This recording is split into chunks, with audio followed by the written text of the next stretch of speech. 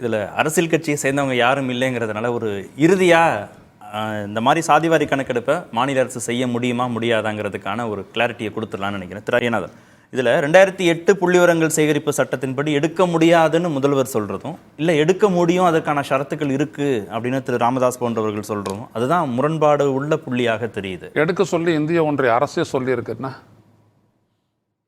இந்த 68 சமூகங்கள் இருக்காங்களே, டி நோட்டிஃபைடு ட்ரைப்ஸு, சீர்பரப்பினர், இவர்களுடைய நிலை, அந்தந்த பகுதிகளில் அவர்களுடைய வாழ்நிலை, கல்வி, இதெல்லாம் எந்த நிலையில் இருக்குது அப்படின்னு எங்களுக்கு ஒரு சர்வே எடுத்து அனுப்புங்க அப்படின்னு சொல்லிட்டு தமிழக அரசை கேட்டு சமூக நீதி மற்றும் அதிகாரமளித்தல் அமைச்சகம் எழுதின லெட்டர் தான் நான் ஆரம்பத்திலேயே சொன்னேன். 2020 ஆகஸ்ட்டில் வந்த லெட்டர்.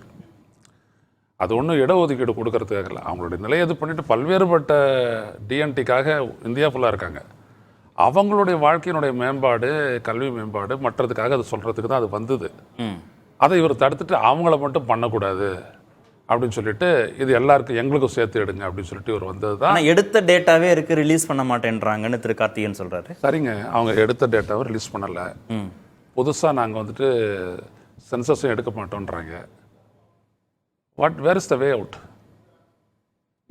சொல்ல முடியாது சார், எடுத்து ஆகணுமே. இல்லைங்க, கான்ஸ்டிடியூஷனல் மேண்டேட் தானே. இல்லை, கான்ஸ்டிடியூஷனில் வந்துட்டு சென்சஸ் எடுக்கிறது மேண்டேட்டட், அது ஒன்றும் இருவேறுபட்ட கருத்து இல்லை. அதில் கேஸ்டையும் சேர்த்து எடுக்கணும் அப்படின்றது வந்துட்டு மேண்டேட்டட் அப்படின்னோம்னா, உச்சநீதிமன்றத்தில் இது தொடர்பான வழக்கு வரும்போது ஜட்ஜஸ் கேட்குறாங்க இந்திய ஒன்றிய அரசுடைய தலைமை வழக்கறிஞரை பார்த்து, 2011 அந்த சென்சஸை, சோஷியோ எக்கனாமிக் கேஸ்ட் சென்சஸ் டேட்டாவை ஏன் வெளியிடலை அப்படின்னு சொல்லும் போது, வெளியிட்டால் பிரச்சனை வரும், குழப்பம் ஏற்படும் அப்படின்னு சொன்ன உடனே உச்சநீதிமன்றம் பேசாது இருந்துச்சு. நான் மறுபடியும் கேட்குறேன், இப்போ என்ன வே அவுட்? இல்லை, அதற்காக இப்போ மாநில அரசு ஒரு சர்வே எடுத்து வெளியிட்ட பிரச்சனை வராது? ஒவ்வொரு மாநிலமும் நான் சொல்ல வரேன்.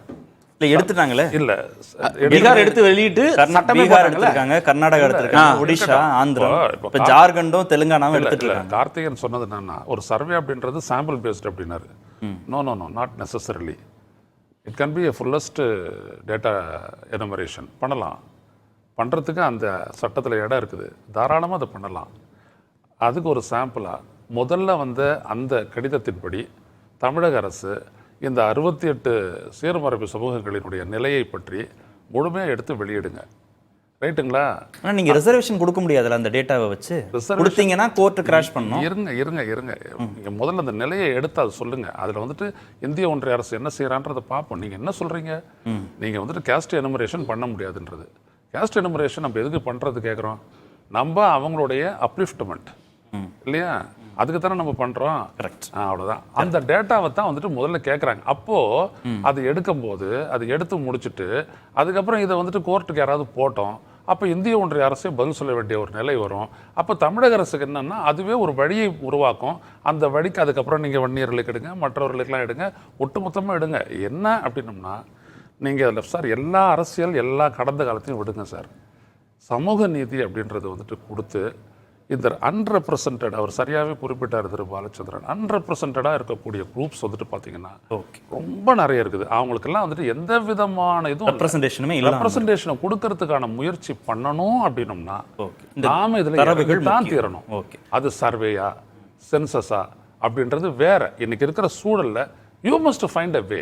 ஓகே, திரு ராமகிருஷ்ணன், ஏற்கனவே மத்திய அரசு எடுத்த தரவுகளை வெளிக்கொண்டு வந்தாலே, வெளியிட்டாலே போதுமானதுன்னு திரு கார்த்திகேயன் சொல்றாரு.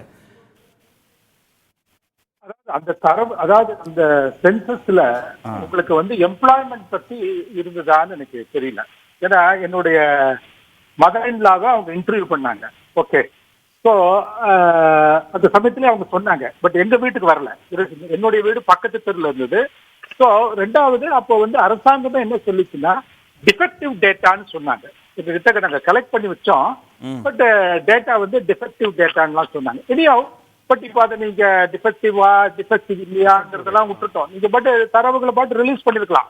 ஓகே, அது ஒன்றும் ரிலீஸ் பண்றதுல ஒன்றும் பிரச்சனை, அதாவது பிரச்சனைங்கிறது நம்மளாவே நினைச்சுக்கலாம். பிரச்சனைங்கிறது எடுத்த தரவுகளை வெளியிட்டா பிரச்சனை, புதுசா எடுத்து வெளியிட்டா பிரச்சனை, அது மாநில அரசு பண்ணாலும் பிரச்சனை, மத்திய அரசு பண்ணாலும் பிரச்சனை. ஒரு பொலிட்டிக்கல் ப்ரெஷர் வந்துடும் அப்படின்றதுனால தான் அந்த சிக்கல் இருக்கா? எல்லோருமே பின்வாங்குறாங்களா?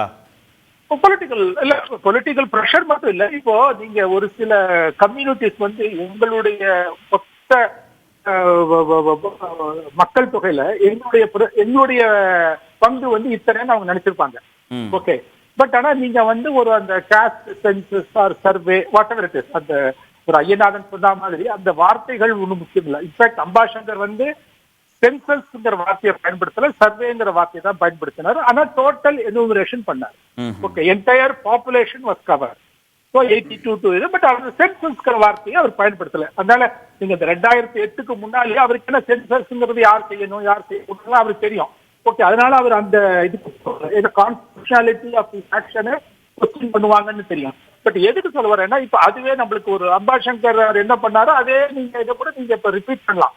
ஓகே, என்னோட நீங்க மக்கள் தொகையை கூட எடுக்க தேவையில்லை. முதல்ல அரசாங்கத்துல 1990 ஜனவரி 1 டிசம்பர் 31, 2020 இப்ப நடந்த ரெக்ரூட்மெண்ட்ல எந்தெந்த கம்யூனிட்டி எவ்வளவு பெர்சன்டேஜ் இருக்குங்கிறதையாவது அந்த தரவாது தேவை. அதுவே இல்லையே. நான் என்ன சொல்ல வரேன், மக்கள் தொகை ரொம்ப பெருசு, 8 கோடி மக்களை கவர் பண்றீங்கிறது பெரிய விஷயம். முதல்ல இந்த அரசாங்கத்துல 9 லட்சம் பேர் இருக்காங்கன்னா இந்த 9 லட்சம் பேர்ல என்னென்ன கம்யூனிட்டி எவ்வளவு பெர்சன்ட். அவங்க என்ன சொல்றாங்கன்னா 8 கோடி பேரை சந்திச்சு தானே மக்கள் தொகை கணக்கெடுப்பு எடுக்கணும், அதோட சேர்த்தே எடுத்துருங்களேன்றாங்க. அவ்வளவுதான். Beginning step. ரெண்டாவது, ஹைகோர்ட்ல பாட்னா ஹைகோர்ட் ஒண்ணு கார்த்திகேயன் சொன்னதுனால சொல்றேன். பாட்னா ஹைகோர்ட்ல என்ன சொன்னாங்கன்னா, நீங்க வந்து பேக்வர்ட் கிளாஸஸ்க்கு ஏற்கனவே அடிக்குவேட்லி ரெப்ரசன்டட், அதனால நீங்க வந்து இது பண்ண தேவையில்லை, there is no justification for increasing their reservation சொல்லிட்டான். ஒண்ணு. ரெண்டாவது, அவங்க 50% வந்து ஒரு வேத இதுவா எடுத்துக்கிட்டாங்க. அந்த 50% பிரீச் பண்ணக்கூடாது, அதை நீங்க மீறக்கூடாதுங்கிறத. ஆனா வந்து என்ன சொன்னாங்கன்னா, அந்த அடிக்குவேட் ரெப்ரசன்டேஷன் இருக்குல்ல, அந்த பாயிண்ட் அவங்க அதுல தரவுகள் இருக்காங்க. நீங்க அந்த ஜட்ஜ்மெண்ட் இருக்கு, பட் அதுல தரவுகள் எல்லாம் சொல்லியிருக்காங்க. ஓகே.